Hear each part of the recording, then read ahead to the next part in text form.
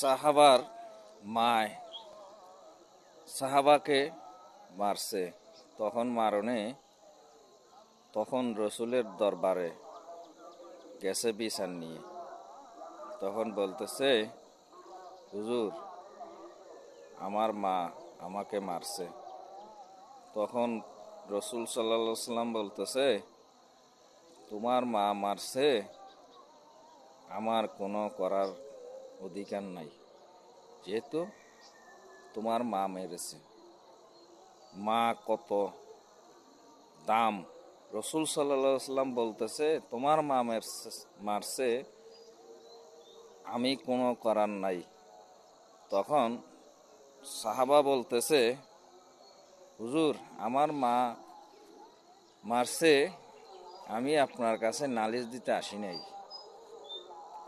তো রসুল সাল্লাল্লাহু আলাইহি সাল্লাম বলতেছে, তুমি কেন এসেছ? আমি এসেছি আমার মার জন্য আপনি দোয়া করেন।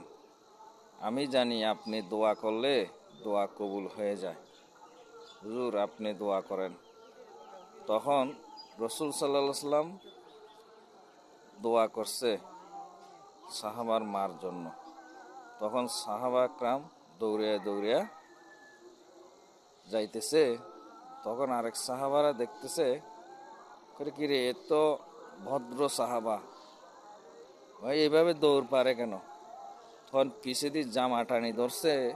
ধরার পরে তখন বলতেছে, তোমরা আমাকে ছেড়ে দাও, আমি দৌড়াই এই জন্য আমি দেখতে চাই আমার আগে আমার রসুলের দোয়া আমার মার জন্য কবুল হয় কিনা, আমি এটা দেখতে চাই।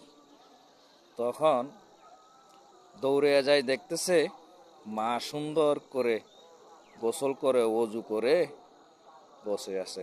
তখন বলতেছে, মা, বাবা, তোকে আমি মেরে আমার শরীরে মনের ভিতরে খুব কষ্ট লাগছে। কেননা আমি তো তোকে মারছি, তুই ভালো কাজ করছস, ভালো জায়গায় গেছস, চিন্তা করলাম তুই তো ভালো জায়গায় গেছস। তখন বলতেছে, মা তুমি কি চাও? আমাকে রসুলের দরবারে নিয়ে যাও। তখন ওই সাহাবা দৌড়ায় রসুলের দরবারে যায়।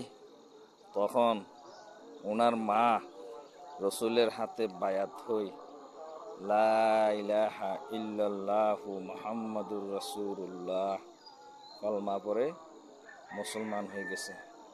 তাই আমরা ভাইয়েরা যারা মুসলমান আছি পৃথিবীর বুকে, নিজে নেক আমল করব, অন্যকে নেক আমলের দিকে ডাকবো।